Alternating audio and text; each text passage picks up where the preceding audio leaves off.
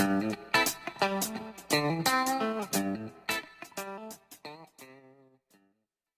हम बात कर रहे हैं कोरोना वायरस के बारे में।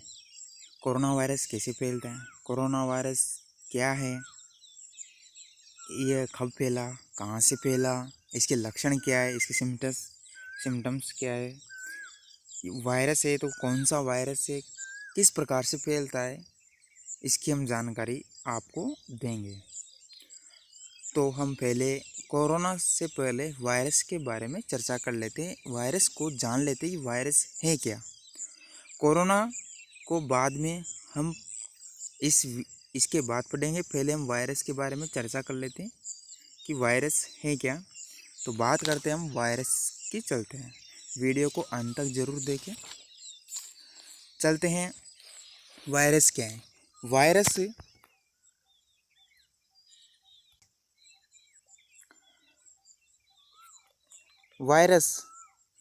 एक कोशिकीय अति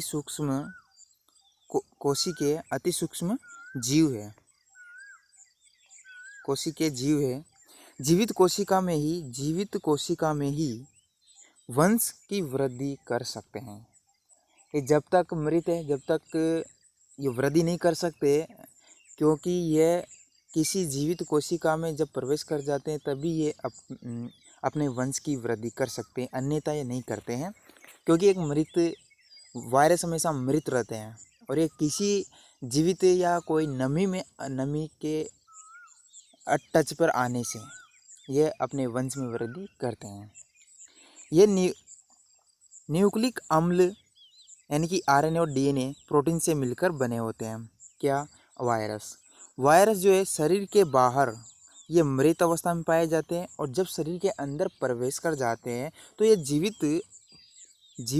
रह जाते हैं, क्योंकि अपनी वृद्धि कर लेते हैं तो ये जीवित हो जाते हैं। शरीर के बाहर जब मतलब किसी चीज़ किसी भी कोशिका या किसी भी जीव से बाहर है तो मृत अवस्था में, जब ये किसी के अंदर प्रवेश कर जाता है तो वह जीवित हो जाए। बाहर तो मृत है, अब जैसे वो अंदर आएंगे किसी जीव के तो वो क्या हो जाएगा? जीवित हो जाएगा, अपने वंश की वृद्धि करेगा। एक विषाणु बिना सजीव माध्यम के पुनरुत्पादन नहीं कर सकता। एक विषाणु होता है जो बिना सजीव के माध्यम से, वो सजीव के माध्यम से ही पुनरुत्पन्न करेगा, यानी कि वृद्धि करेगा सजीव के माध्यम से, अन्यथा वो नहीं करेगा। सैकड़ों वर्षों तक ये सुषुप्त अवस्था में रहता है। सैकड़ों वर्ष तक भी वायरस सुषुप्त अवस्था में रहता है, सैकड़ों वर्षों तक भी। यह शरीर की कोशिकाओं के मूल आरएनए और डीएनए की आनुवंशिक संरचना को अपनी जेनेटिक सूचना में बदल देता है। संक्रमित कोशिका पुनरुत्पादन वृद्धि करना शुरू कर देती है। जो संक्रमित जो कोशिका हो जाती, जैसे कि वायरस प्रवेश किया तो कोशिकाओं संक्रमित हो जाएगी उस वायरस से, तो वह कोशिकाएं क्या करेगी? वृद्धि करना शुरू कर देगी, वायरस वाली वृद्धि कर देगी। तो वृद्धि करते करते पूरे शरीर में फैल जाती है। जो वायरस ने वृद्धि करना कर देगी, विषाणु अंग्रेजी शब्द वायरस यानी वायरस से लिया गया, और वायरस का मतलब होता है विष। क्या होता है? विष होता है, यानी वायरस का शाब्दिक अर्थ क्या होता है? विष होता है, और अंग्रेजी शब्द इसका वायरस है। सर्वप्रथम 1706 में डॉक्टर एडवर्ड जेनर ने चेचक का टीका का पता लगाया था। किसका पता लगाया? चेचक विषाणु के कारण होता है। चेचक किसके कारण होता है? विषाणु के कारण होता है। इसका पता किसने लगाया? डॉक्टर एडवर्ड जेनर ने पता लगाया था। चेचक टीके का आविष्कार भी एडवर्ड जेनर ने ही किया था। सन 1886 में एल्डोप इवानोस्की ने 1892 में मोज़ेक रोग का अध्ययन किया था। किस रोग का? मोज़ेक रोग का अध्ययन किया था। और 1886 में एल्डोप मेयर ने तंबाकू मोज़ेक वायरस रोग एक विशेष प्रकार का वायरस से होता है। जो मोज़ेक रोग वायरस है एक प्रकार का वायरस से होता है, इसका पता तंबाकू मोज़ेक वायरस एक प्रकार का वायरस से होता है ये। तो ये किसने पता लगाया? एल्डोप मेयर ने 1886 में। इवानोस्की जो वनस्पति शास्त्री है, जिन्होंने 1892 में तंबाकू में होने वाले मोज़ेक रोग का अध्ययन करते हुए समय विषाणु का पता लगाया और बेंजेरिक और बोर भी था, जिन्होंने तंबाकू के पत्ते पर इसका प्रभाव देखा था और उसका नाम रखा टोबैको मोज़ेक वायरस रखा। क्या नाम रखा उसका? वायरस संक्रमण तरल या टोबैको मोज़ेक वायरस रखा था। मोज़ेक शब्द रखने के कारण बेंजेरिक ने वायरस का संक्रमण तरल या कंटेजियम वायम ब्लूम भी कहा था। तो बेंजेरिक ने वायरस का संक्रामक तरल या कंटेजियम वायम फ्लूइडम भी कहा था। वायरस को किसने कहा था? कंटेजियम वायम फ्लूइडम किसने कहा? बेंजेरिक ने कहा। संक्रामक तरल किसने कहा? बेंजेरिक ने कहा था।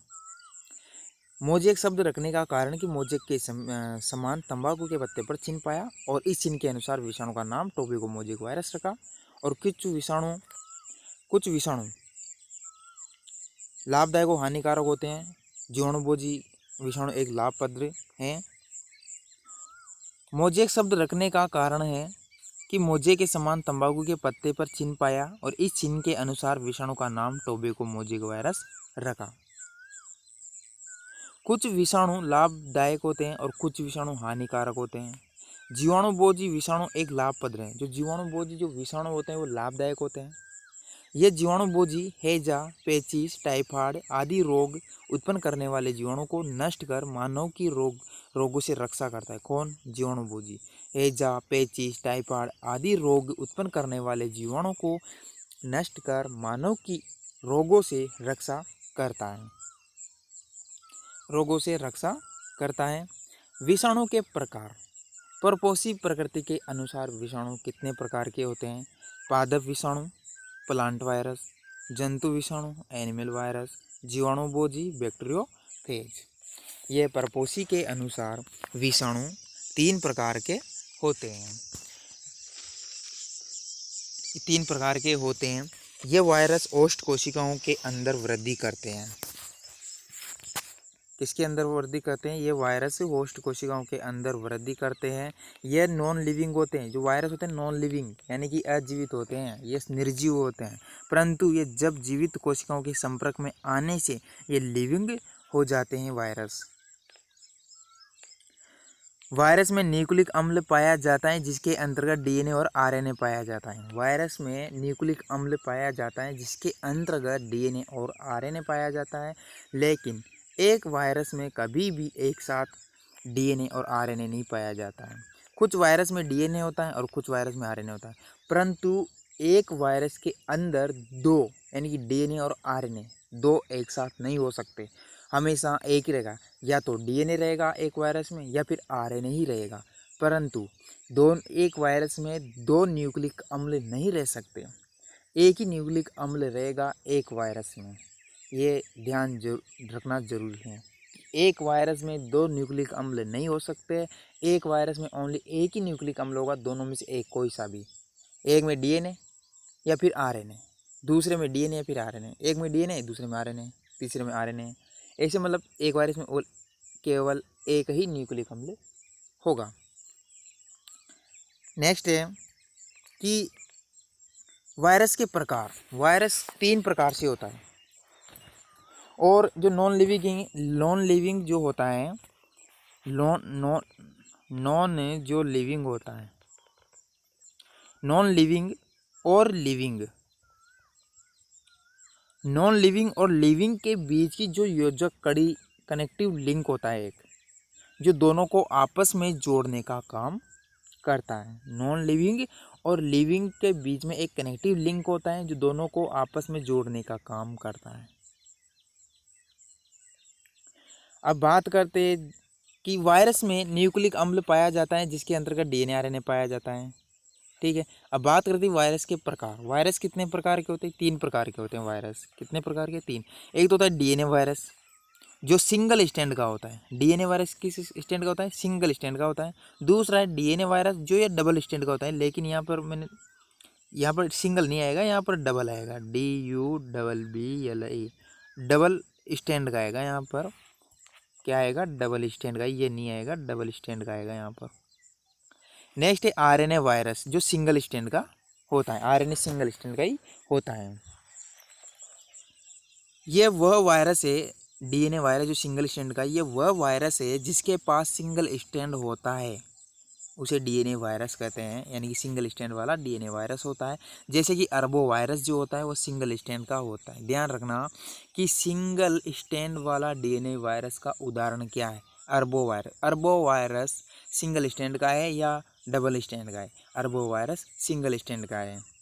नेक्स्ट है कि DNA वायरस, ये डबल स्टैंड का है। DNA वायरस जो इसके उदाहरण है herpes simplex virus, hepatitis B और वैक्सीन वायरस, ये सभी जो तीनों हैं ये डबल स्टैंड के वायरस हैं। और RNA जो वायरस है ये भी सिंगल वायरस है, सिंगल स्टैंड का वायरस है। जैसे कि मम्पस वायरस, मिजेलिस वायरस और इन्फ्लुएंजा वायरस और रोटा वायरस, ये सभी क्या है, सिंगल स्टैंड के RNA वायरस हैं। ये केवल सिंगल स्टैंड का होता है, ये डबल स्टैंड का DNA वायरस होता है और ये सिंगल स्टैंड का DNA वायरस होता है। इसका अरबो वायरस है, इसके ये हर्पेस सिम्प्लेक्स वायरस और हेपेटाइटिस बी और वैक्सीन बी। और जो RNA जो वायरस हैं सिंगल स्टैंड का हुआ मम्पस और मिजेलिस और इन्फ्लुएंजा वायरस और रोटा वायरस, ये वायरस हैं। वायरस में साइज ऑफ वायरस, कि वायरस का माप या आकार कैसा है। सबसे बड़ा, सबसे छोटा वायरस है अरबो वायरस। सबसे छोटा वायरस कौन सा है, अरबो वायरस। सबसे छोटा वायरस पूछ लिया जाए कि सबसे छोटा वायरस कौन सा है, वह अरबो वायरस जो 20 नैनोमीटर का होता है। और पूछ ले कि सबसे लार्जेस्ट वायरस यानी कि सबसे बड़ा वायरस कौन सा है, पॉक्स वायरस है। कौन सा है, पॉक्स वायरस है, जो 300 नैनोमीटर के लगभग इनका आकार होता है। वायरस शेप, जो टोमेको मोजेक वायरस है उसका जो माप होता है वो रोड शेप के आकार का जैसा दिखाई देता है। जो पॉक्स वायरस होता है, जो पॉक्स वायरस है वो ब्रेक शेप के आधार पर दिखाई देता है। जो कोरोना है वो पेटल शेप के आधार पर दिखता है, ऐसे गोला होता है और इसके ये से निकला होता है कोरोना के, जो एक मुकुट के समान नज़र आता है। और अरबो जो है वो फिलामेंट के शेप के, जो लट्टू में जो फिलामेंट होता है उसके ये समान दिखाई देता है अरबो वायरस। तो ये वायरस के माप हैं कि कैसा दिखता है, कौन सा वायरस कैसा दिखता है। टोमेको मोजेक वायरस दिखता है रोड शेप की तरह, पॉक्स वायरस दिखता है ब्रेक शेप की तरह, कोरोना वायरस पेटल की शेप, अरबो वायरस फिलामेंट की तरह। जो रोड शेप होता है, ये रोड शेप ऐसे होता है, रोड शेप ऐसे और ब्रेक शेप होता है, ऐसे वायरस आता है। और जो पेटल शेप एक गोल आकार होता है जिसे कोरोना का चिन्ह होता है, और अरबो होता है फिलामेंट शेप होता है। जीवाणुभोजी वायरस, बात करें हम कि जीवाणुभोजी वायरस है क्या। जीवाणुभोजी वायरस, वायरस की श्रेणी, इस जीवाणुभोजी वायरस को वायरस की श्रेणी में रखा गया है। किस श्रेणी में, वायरस की श्रेणी में रखा गया है कि ऐसे वायरस जो बैक्टीरिया को मार देते हैं जीवाणुभोजी कहलाते हैं। ऐसे वायरस जो बैक्टीरिया को मार देते हैं जीवाणुभोजी कहलाते हैं। और ये सर्वाधिक गंगा नदी में सर्वाधिक पाया जाता है ये वायरस। और ये वायरस से अत्यधिक, ऐसे वायरस जो बैक्टीरिया को मार देते हैं जीवाणुभोजी कहलाते हैं। ये वायरस गंगा नदी में अत्यधिक पाया जाता है, गंगा नदी में अत्यधिक पाया जाता है, इसलिए इसका पानी खराब नहीं होता। गंगा नदी का पानी खराब नहीं होता क्योंकि जो बैक्टीरियोफेज होते हैं वो जीवाणु बैक्टीरिया को मार देते हैं और यह पानी शुद्ध रहता है। इसे मैक्रोफेज के नाम से भी जाना जाता है, जीवाणुभोजी मैक्रोफेज के नाम से भी जाना जाता है। ये हमारी बात हो गई वायरस की सामान्य जानकारी कि वायरस क्या है, वायरस कितने प्रकार के है, वायरस का माप क्या है, ये सभी वायरस की बात हो गई। अगर वीडियो अच्छा लगा शेयर करें। अगला जो नेक्स्ट वीडियो बनाएंगे उसमें कोरोना वायरस के बारे में हम पूरी जानकारी लेंगे उसको, और इस डिस्क्रिप्शन में जाकर आप कोरोना वायरस के बारे में वीडियो को लिंक दबा के आप उसको देख सकते हो। सब्सक्राइब कीजिए हमारे चैनल को और बेल आइकॉन को दबाइए हमारी लेटेस्ट वीडियो सबसे पहले